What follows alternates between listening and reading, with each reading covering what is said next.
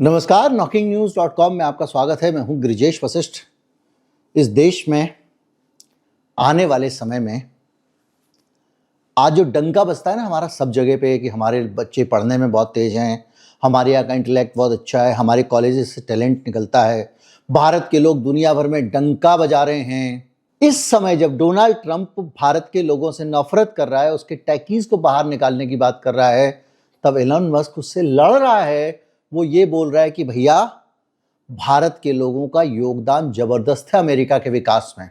ऐसे भारत के टैलेंटेड नौजवान आने वाले समय में वो ही बन जाएंगे जो प्राइवेट यूनिवर्सिटी में पढ़ा हुआ आपके आसपास का कोई बच्चा है। होंगे बीए पास, 35 कितना होता है नहीं पता होगा।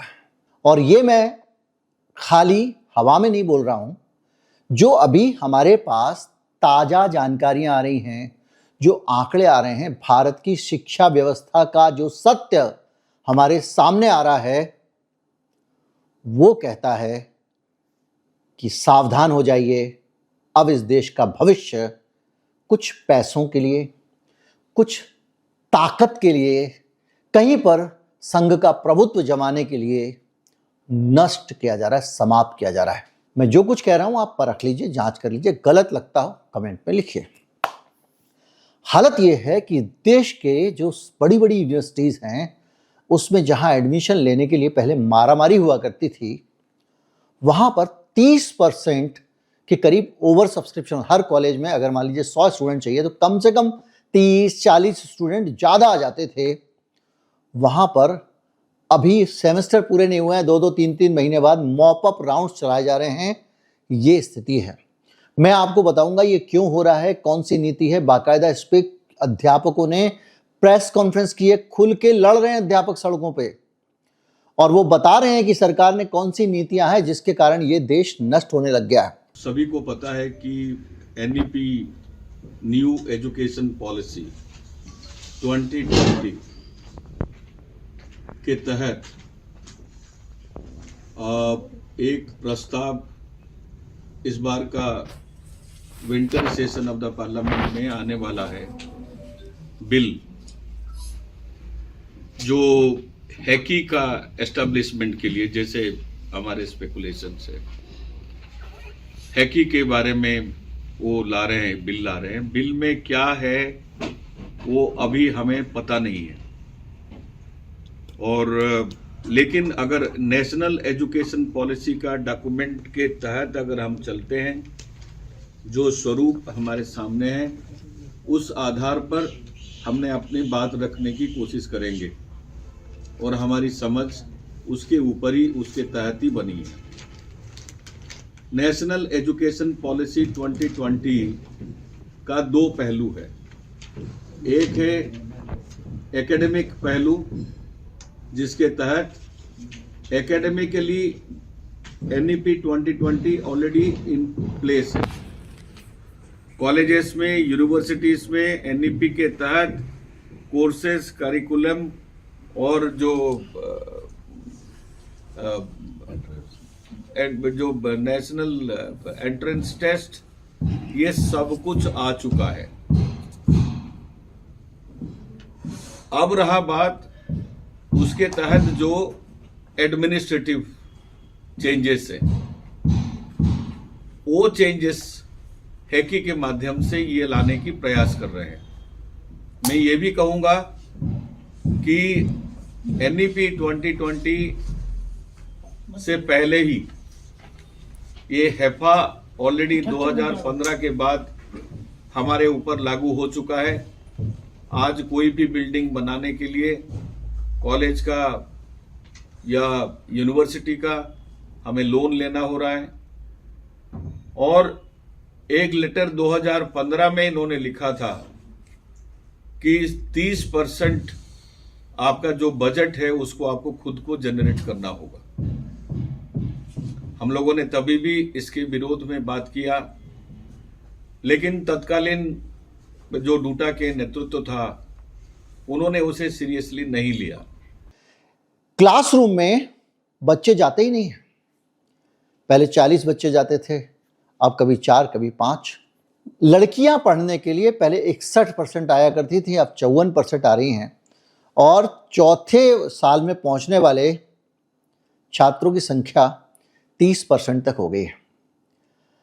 और हालत यह है कि अब इन विश्वविद्यालयों में छात्रों को और डिस्करेज किया जा रहा है और उनको टॉर्चर किया जा रहा है, उनको परेशान किया जा रहा है, कभी अटेंडेंस के नाम पे, कभी एक साउथ कैंपस का एक कॉलेज है नेहरू जी के पिताजी के नाम पे, मतलब मैं सिर्फ मुझे जानकारी है, मैंने पुष्टि नहीं की है, लेकिन उस कॉलेज में इस तरह की शिकायतें आई हैं कि बहुत सारे के सारे बच्चों को परेशान किया जा रहा है। क्यों बच्चों को सरकारी यूनिवर्सिटीज़ में जाने से डिस्करेज किया जा रहा है, इसको भी हम समझेंगे। हालत यह है कि जो फैकल्टी भर्ती हो रहे हैं उसके अंदर भी सारे के सारे उसी तरह से जैसे अखबारों में छप भर गए आरएसएस कोटे से, ऐसे सब जगह फैकल्टी भी आरएसएस कोटे से भरे जा रहे हैं और इतने नाकाबिल लोग भर लिए गए हैं कि खुद आरएसएस वाले लोग भी कह रहे हैं कि ये क्या बकवास है। ये आंकड़ा मैं आपको बता रहा हूं और इस आंकड़े को जरा समझें, और ये आंकड़ा जो आपको कह रहा है इसके पीछे का कारण क्या है, इस पे हम आते हैं, आपको बताते हैं। और सबसे पहले हम आपको बताते हैं कि क्या हो रहा है और इसी संसद के सत्र में इस पूरी की पूरी नीति को पोछा लगाने का काम हो रहा है। कैसे हो रहा है और समझिए। मैंने आपको थोड़ी सी एक झलक दी। शीतल पी सिंह जी हैं, उन्होंने अपने एक फेसबुक पोस्ट में लिखा था, वहां से मुझे एक क्लू आया। अब मैं बताता हूं ऐसा क्यों हो रहा है। देखिए, जानबूझकर जो प्राइवेट यूनिवर्सिटीज हैं, मैं ये तो नहीं कह सकता कौन सी यूनिवर्सिटी किसकी है, लेकिन भारतीय जनता पार्टी के नजदीकी लोगों का भयंकर प्राइवेट यूनिवर्सिटी का एक तरह से अभियान चल रहा है, प्राइवेट यूनिवर्सिटी खोलो अभियान। फिर मैं कहूंगा स्पेसिफिक डाटा कहीं से मिलने वाला नहीं है। कोई आदमी अगर बीजेपी का नजदीकी है, कल के दिन वो कह देगा मैं नजदीकी नहीं है, तो क्या कर लोगे। लेकिन ये तो प्रमाण है ना कि बृजभूषण शरण सिंह के पास में भर भर के कॉलेजेस हैं, ये तो किसी से छिपा नहीं है। बहरहाल ये जो पूरी लॉबी है, इस लॉबी को लाभ पहुंचाने के लिए मोदी जी एक नीति लेकर आए। नीति का नाम है कि भैया सब कुछ जो है मैं अपनी मुट्ठी में रखूंगा। आप देख रहे होंगे सब कुछ केंद्रीकरण हो रहा है, एक एक चीज मोदी शाह के जो उनकी टीम है, उनके लोग हैं, वो ही कंट्रोल करेंगे मुल्क की। तो क्या किया इन्होंने कि जो चुनाव होते हैं, जो माफ कीजिए जो बच्चों का सिलेक्शन होता है, उसको करने के लिए एक अलग से संस्था बना दी। वही संस्था जो जिनके पेपर कैंसिल हुए, पेपर लीक हुए, तमाम आरोप लगे, उस संस्था को कहा कि इस देश में कोई भी कॉलेज यूनिवर्सिटी अगर एडमिशन लेगा भाई साहब, तो उसको तुम्हारा एग्जाम पास करना पड़ेगा। कहोगे आप तो अच्छी बात है ना।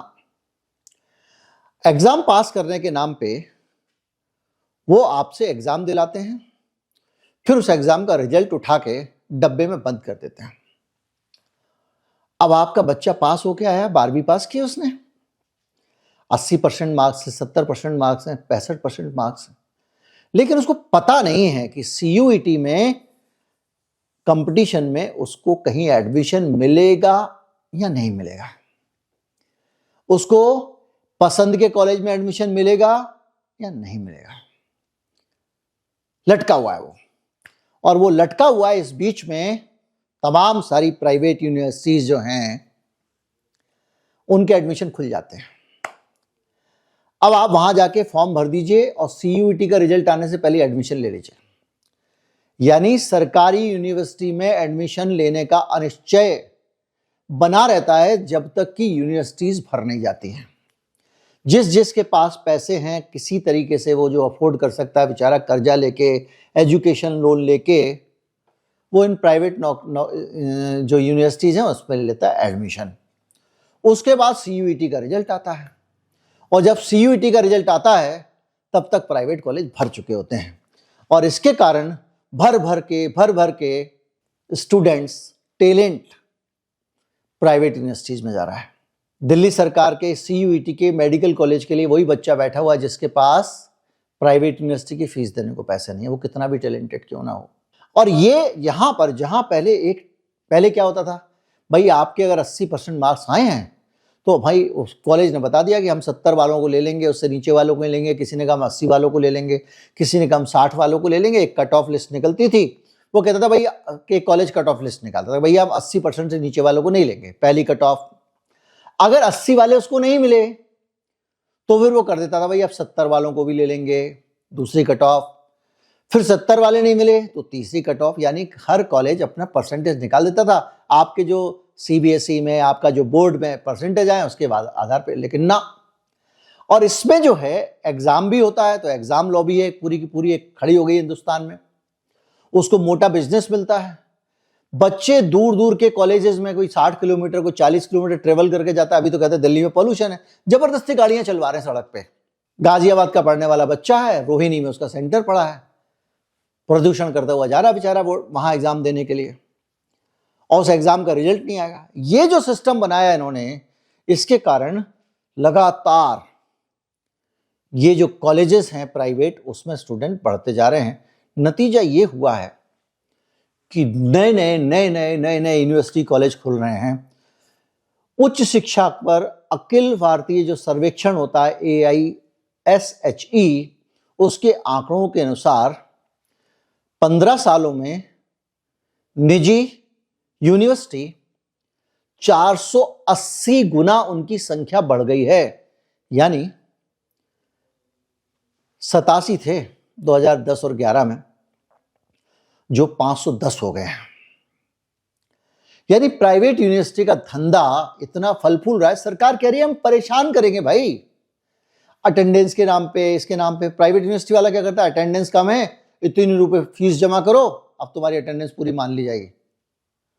वो पैसे जमा जमा के लूट रहा है। आज तुम टाई पहन के नहीं आए थे, इसकी एब्सेंट लगाओ, साल के अंत में इतनी एब्सेंट हो गई, अब तो भैया तुम्हारी अटेंडेंस पूरी नहीं है, पैसे जमा करो। वो वहां लूट रहा है। और सरकारी यूनिवर्सिटी वाला टॉर्चर कर रहा है, किसी भी तरीके से लेने को तैयार नहीं। सरकारी कॉलेज वाला आज से आधे समय खांसी खुर्रे में टीचर नहीं पढ़ा रहे हैं। यूनिवर्सिटी के अंदर जानबूझ के भर्तियां नहीं की जा रही हैं, और ये जो फ्रीलांसर वाले जो संघ कोटे वाले हैं, लेक्चरर टाइप के, उनसे बच्चों को पढ़वाया जा रहा है। एजुकेशन के स्तर को खत्म किया जा रहा है। ये मैं आपको कोई भी बात ऐसी नहीं कह रहा हूं जो रिकॉर्ड पे नहीं है। 15-16 से 19-20 के बीच में 47% बढ़ गए निजी विश्वविद्यालय, और अन्य प्रकार के विश्वविद्यालय केवल 30% बढ़े। अब कॉलेजों का प्रतिशत 65 है। 65% कॉलेज भारत में निजी हो चुके हैं, यानी 35% कॉलेज ही सरकारी बचे हैं। यानी हिंदुस्तान की 70-80% आबादी, वो गरीब लोग जिनके पास फीस भरने को पैसे नहीं है, जो 80 करोड़ लोग मुफ्त के अनाज पे पल रहे हैं, उनके बच्चों के लिए 30% एजुकेशन। आप सोचिए इस हिंदुस्तान में जो आप देखते होंगे ना कि भाई फला आदमी है, वो IAS बन गया, गरीब घर का था, स्ट्रीट लाइट के नीचे बैठ के पढ़ा था। अब आपको लगता है कि इस मोदी राज में पढ़ सकता आदमी, क्या कुछ बन सकता है? हालत यह है कि उच्च शिक्षा नामांकन में निजी संस्थानों में जबरदस्त तेजी आई है। CUET के कारण आंकड़ा दे रहा हूं, पहले 33% बच्चे ही वहां फॉर्म भरते थे, अब 59% बच्चे भर रहे हैं। यानी सीधी सीधी बात, दनादन लोगों को धक्के मार मार के प्राइवेट यूनिवर्सिटी और कॉलेज में भेजा जा रहा है। प्राइवेट यूनिवर्सिटी और कॉलेज बीजेपी के लोगों के हैं नहीं है मुझे नहीं पता, लेकिन लोग कहते हैं, पर मेरे पास कोई ऐसा साबित करने का प्रमाण नहीं है। 2,48,551 छात्र गुजरात में निजी यूनिवर्सिटीज में, और 2,34,000 केंद्र द्वारा जो वित्त पोषित हैं, जिनमें सरकार से पैसा मिलता है। और ये जो है CUET के कारण हो रहा है। लेकिन CUET एक छोटी सी कहानी है, और इस छोटी सी कहानी के पीछे एक बड़ी कहानी है, और वो बड़ी कहानी आपको डरा देगी, हिला देगी। अब मैं आपको असली परेशानी, असली साजिश, असली षड्यंत्र की तरफ लाने वाला हूं। ये तो मोदी जी का एक षड्यंत्र था। सरकारी विश्वविद्यालय, रेपुटेटेड विश्वविद्यालय, बड़े JNU जैसे विश्वविद्यालय, बेटा CUET से भर्ती कर, जामिया CUET से भर्ती कर, जिनका दुनिया भर में नाम था, उन सब लोगों को एक तरह से कमजोर बना दिया। अब कहानी यहां से दूसरी शुरू होती है। एक और बड़ा कांड हो रहा है। देश में डेमोक्रेसी एजुकेशन सिस्टम में भी खत्म की जा रही है। कैसे? सरकार कह रही है भैया पढ़ाने लिखाने के लिए बच्चों को हमसे पैसे नहीं, मतलब लो प्राइवेट यूनिवर्सिटी से ले पढ़ लो और हम भी कम पैसे देंगे, अनुदान देंगे। ज्यादातर विश्वविद्यालयों पे ये जवाब है, आपकी जानकारी के बता दूं, 40% बच्चों को आप ऑनलाइन पढ़ाओ। बहुत सारे नए कोर्स बड़े बड़े रेपुटेटेड यूनिवर्सिटीज में ऑनलाइन वाले शुरू हो रहे हैं। आईआईटी के अंदर ऑनलाइन वाले शुरू हो रहे हैं, बड़ी बड़ी दिल्ली यूनिवर्सिटी के अंदर ऑनलाइन वाले शुरू हो रहे हैं, और वो बहुत महंगे कोर्स हैं। यानी मास्टरों को भर्ती मत करो, क्लासरूम मत बनाओ, बिल्डिंग मत बनाओ, इनको कंप्यूटर भी पढ़ाई खत्म कर दो। कोविड के टाइम पे तो मजबूरी में पढ़े थे लोग, और क्या हुआ था बच्चों का आप सब जानते हैं। Higher education council of India के जरिए सरकार पैसे की कटौती कर रही है। आज बाकायदा दिल्ली विश्वविद्यालय के शिक्षकों ने एक प्रेस कॉन्फ्रेंस की है और उसमें इन मसलों को उठाया है। यानी सरकार कह रही है कि अपना खर्चा खुद उठाओ, डीयू अपना खर्चा खुद उठाओ, सरकारी यूनिवर्सिटी अपना खर्चा खुद उठाओ। भाई खर्चा खुद कैसे उठाएगी वो? वीसी साहब घर से तो पैसे लाके दे नहीं देंगे, यानी वो फीसें बढ़ाएंगे। वो 80 करोड़ लोग जो मांग मांग के खा रहे हैं आपका अनाज, उन लोगों के बच्चे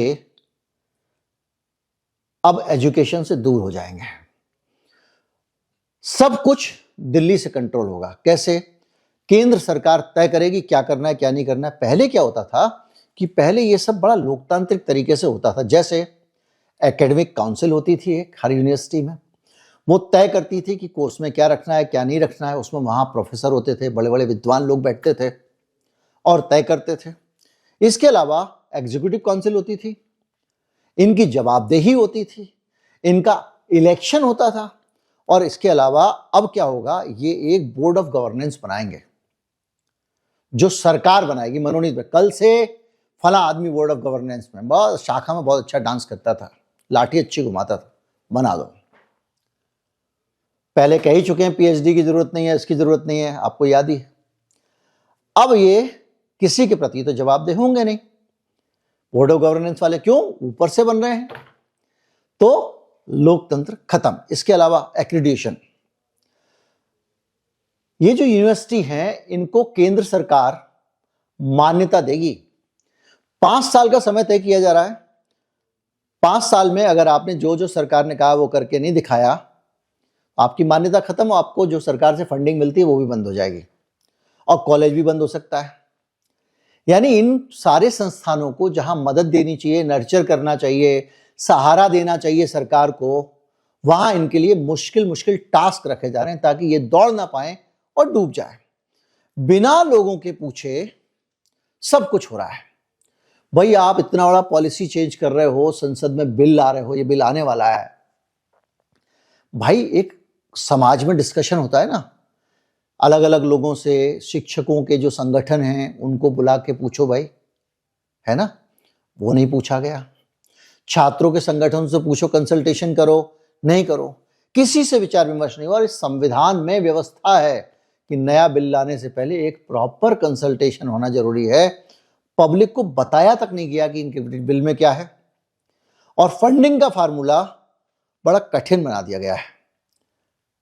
और उसके लिए बहुत सारी चीजें हैं, जैसे कि अब क्या है कि उनसे कहा जा रहा है कि आप इंस्टीट्यूशनल डेवलपमेंट प्लान लेके आओ, उसके बेसिस पे फंडिंग मिलेगी। पहले तो होता था यूजीसी, होता था यूनिवर्सिटी ग्रांट कमीशन।